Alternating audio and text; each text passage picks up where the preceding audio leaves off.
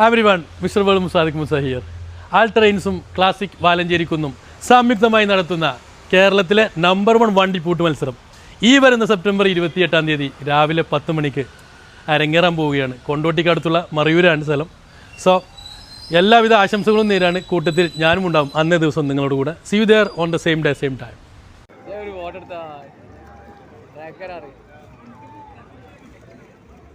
അതിനെ തന്നെ വിളിച്ചിന്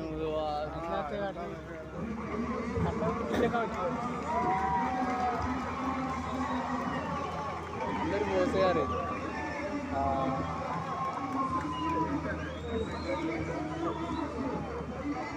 പരിപാടിയാണ് ബോസാണെങ്കിൽ